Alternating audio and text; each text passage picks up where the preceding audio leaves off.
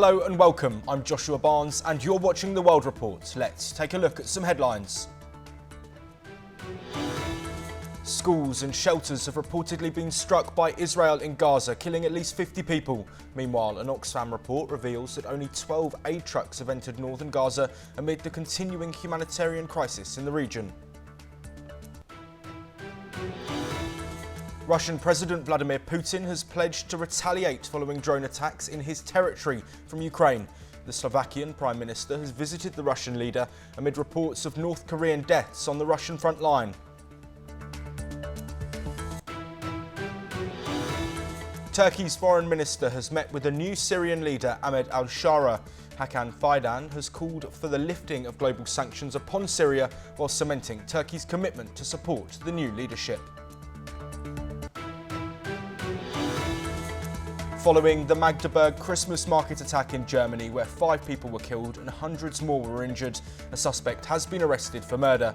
The Saudi national in his 50s has been remanded, while his historical social media posts have been investigated. President-elect Donald Trump has threatened to retake control of the Panama Canal. He warned of the potential Chinese influence on the passage.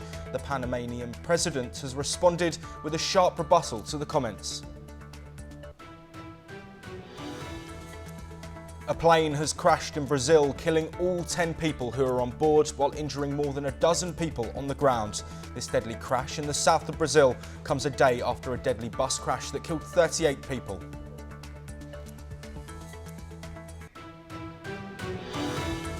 Israel's military continues its bombardment of Gaza, targeting the Kamal Adwan hospital with drone strikes.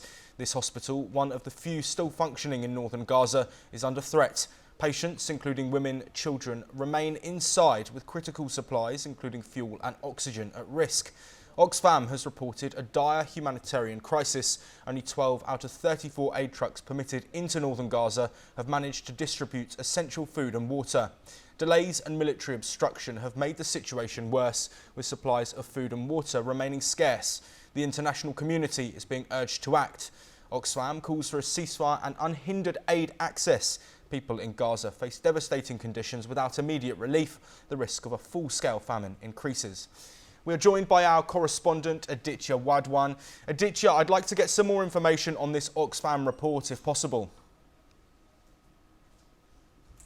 The Oxfam report has said that since the month of October, Israel, there are only 12 trucks have distributed food and water in the west of Gaza. On the other side, Israel is recently, what has happened last week also, the United States-based Human Rights Watch had accused Israel that it is restricting the flow of water into Gaza. This appears to be a sham. On one side, Israeli Foreign Ministry is claiming that there is a continued supply of water and food, and they are allowing all the humanitarian aid to flow into Gaza as per the international laws. But this is actually, it appears to be a sham. There are, on the other side too, several Israeli media outlets are reporting that the entire aid is being wasted. So I think this is a sham, and everybody needs to call up, because one can lie, everybody cannot lie. So this is the ground report. The matter in this is very serious in nature, because there is a sort of genocide that is happening in Gaza. Yes, back to you, Josh, in the studio. We are joined by a guest today, Daniel Carman, who is the former Israel ambassador.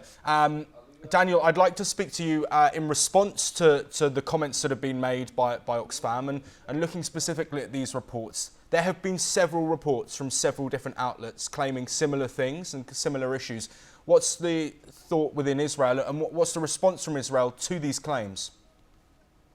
Well, I cannot really respond specifically on those accusations, because I'm not really aware of the numbers that were mentioned, but I have a feeling that some of the numbers are drastically exaggerated.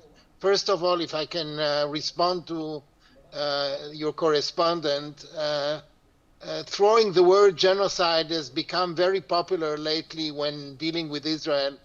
There are instances that should be corrected. There are things that should be investigated, but by no means is Israel conducting genocide. I think it's a very mean way of and dramatic way of looking at things. Nevertheless, there is for sure a humanitarian situation.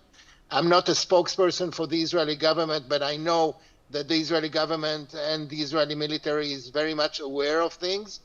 But again, looking at definitions, talking about a bombardment of a hospital as if this is the only story in town, I would contest that, because usually the last few years, and especially the last year and 4 months, 444 days that have passed since October 7th has shown that the terrorists, Hamas, are hiding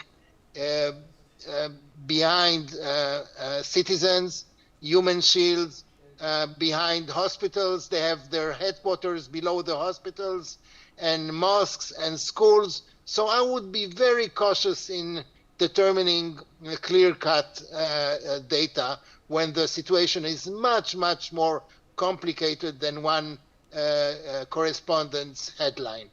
Yes, Daniel, I want to reaffirm that the claims of genocide are coming from organisations and not coming from us. In terms of the people that you're saying that are there in the middle, is there any sympathy at all for the people of Gaza who might not be directly affiliated with Hamas, yet are living in these conditions as a result of Hamas being in Gaza? For sure, any innocent citizen who is harmed is something that shouldn't happen. There is no doubts about that. But let me look at another angle of things, and looking at the humanitarian situation. I hope and I know that many, and I hope that all your listeners and your viewers would remember, and I mentioned the number of 444 days. It's been 444 days since more than 1,300 Israelis were murdered, burned, decapitated, violated, and many kidnapped. As we now stand, there are 100 Israeli hostages in the hand of Hamas terrorists. At least 37 of them are dead, but kept as hostages, unfortunately.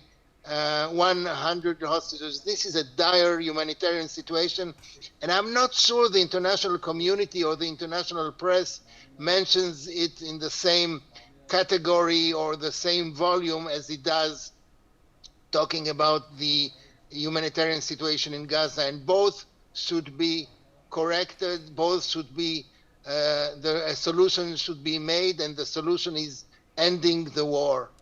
Yes, Daniel, I want to ask you one more question on that and ending the war. Hostages are a major part of any ceasefire deal that we'll see.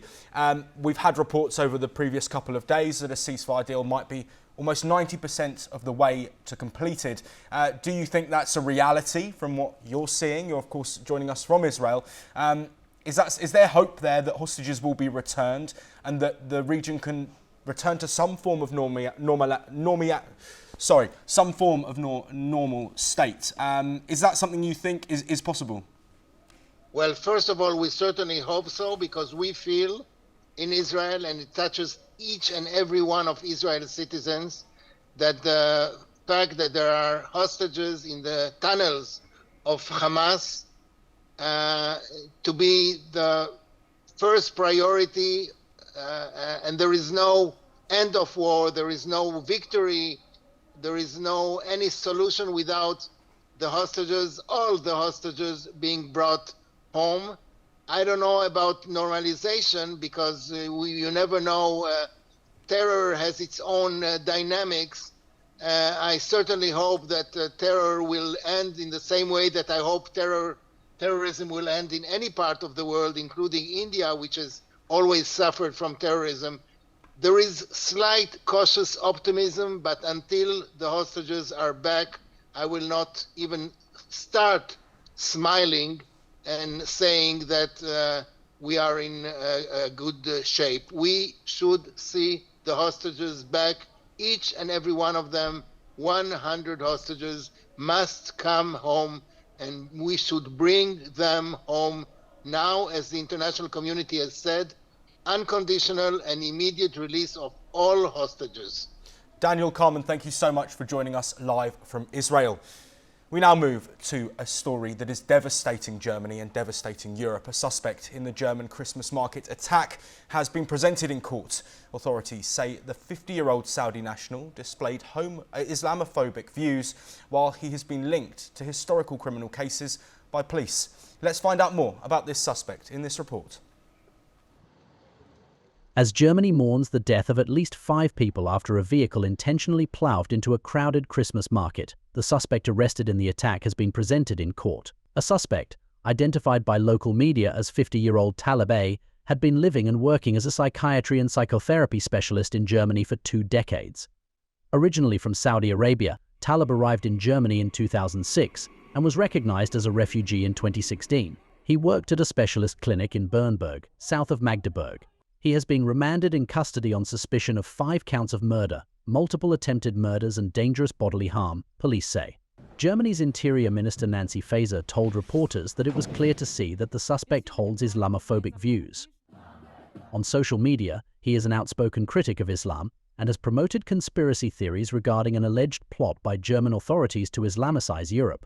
Munch, whose office is the German equivalent of the FBI, said that he was not known to have committed acts of violence. The head of the Federal Criminal Police Officers said his office had received a notice from Saudi Arabia in November 2023. He said local police took appropriate investigative measures, but the matter was unspecific. In light of the ongoing political crisis fueled by the attack, Magdeburg City Councillor said the Christmas market will stay closed and that Christmas in Magdeburg is over. Bureau report, NewsX. We'll now take a look at some news updates from across North America.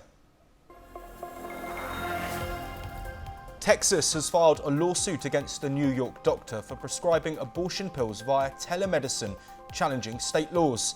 This marks the first lawsuit of its kind, potentially testing protections for providers in New York. Anti-abortion officials are pushing for further restrictions through legislation and lawsuits. Abortion rights advocates worry that a future Trump administration could act to restrict access even further. US President Joe Biden has commuted the sentences of 37 federal death row inmates to life imprisonment. This move spares those convicted of various killings, including police officers and civilians. Only 3 inmates remain on federal death row, including Dylan Roof and Robert Bowers. Biden's administration imposed a moratorium on federal executions in 2021, and he has pledged to work towards eliminating the death penalty at the federal level. The move follows recent clemency actions for 1,500 individuals. New York City police have arrested a man in connection with the death of a woman who was set on fire aboard a subway train station. The woman, believed to have been asleep on a stationary train, was found burning at Coney Island station early on Sunday. The suspect, identified through surveillance footage, was apprehended after 3 students recognised him. He had a lighter in his pocket at the time of arrest. The incident is described as one of the city's most deprived crimes.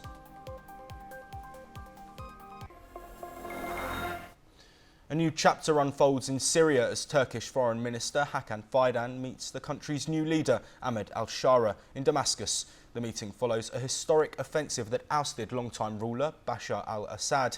Here's how the regime is shaping up after the dramatic political shift. A pivotal meeting in Damascus marks a turning point in Middle Eastern politics. Turkey's Foreign Minister Hakan Fidan sits down with Syria's new leader, Ahmed al-Shara, following the ousting of Bashar al-Assad. The 2 leaders walked through the streets of Damascus, symbolizing a shift in regional dynamics. They were seen sharing hot beverages at a local cafe, sending a message of unity.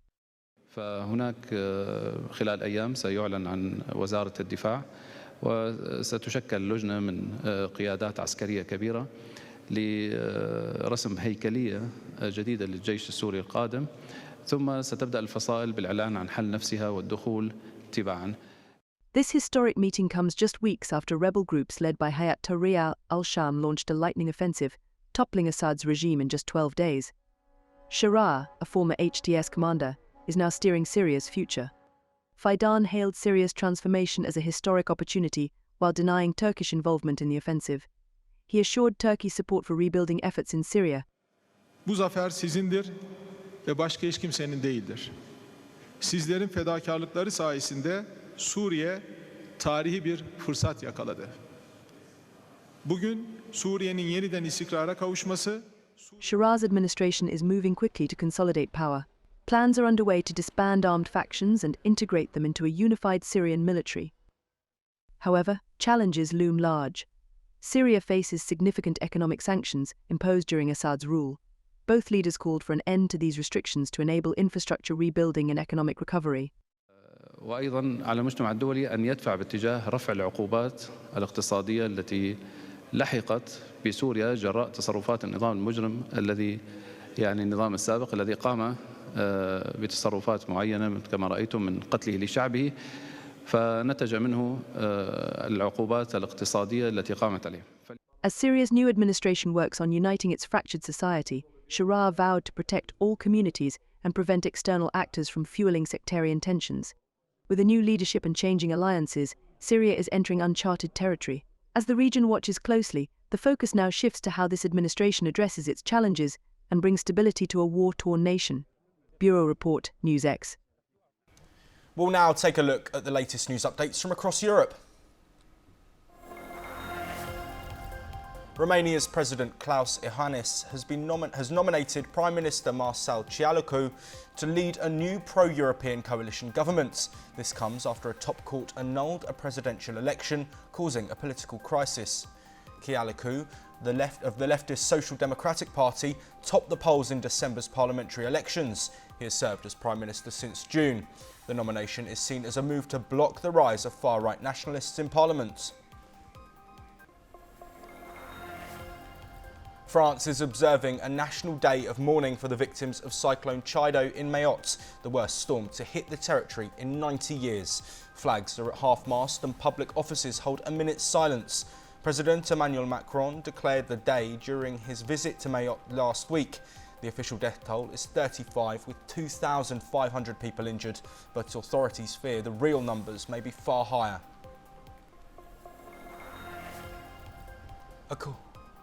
According to Home Office data, at least 270 migrants have died in the UK while waiting for asylum decisions since 2015. The majority of the victims, 171, were male and 3 were children or teenagers.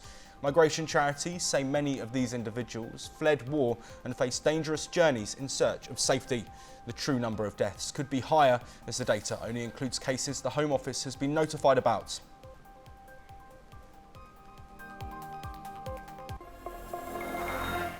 Russian President Vladimir Putin vows to bring more destruction to Ukraine in retaliation for a drone attack on a high-rise apartment block in the central Russian city of Kazan a day earlier. Meanwhile, over 1,000 North Korean soldiers have been killed or wounded fighting for Russia. Here's the report. Кто бы и как бы ни старался у нас чего-то разрушить, он столкнется с многократно большими разрушениями у себя за это и пожалеет еще о том, что он пытается сделать у нас в стране, но... Russian President Vladimir Putin has vowed to escalate the destruction in Ukraine following a Ukrainian drone attack on a high-rise apartment block in Kazan. The attack has been compared to the 9/11 strikes in the US, as it targeted key buildings in a chillingly similar manner. Meanwhile, Russia's defense ministry has reported intercepting 42 Ukrainian drones launched overnight, with 20 of them targeting the Oryol region. Authorities there have confirmed a major blaze at an oil terminal following the attacks. In diplomatic news, President Putin has held talks with Slovak Prime Minister Robert Fico in Moscow. Despite the ongoing conflict with Ukraine, the two leaders have maintained a cordial relationship, marking one of the few remaining alliances between Russia and European nations. On the international front, the Australian government is investigating the capture of Oscar Jenkins, an Australian citizen fighting for Ukraine. A video circulating on Russian Telegram channels shows Jenkins being interrogated and abused by Russian forces. Finally, in the latest casualty update, over 1,000 North Korean soldiers have been killed or wounded while fighting alongside Russian forces in Ukraine. Bureau Report, NewsX. That is all we have time for. We'll be back with more of the latest international news updates.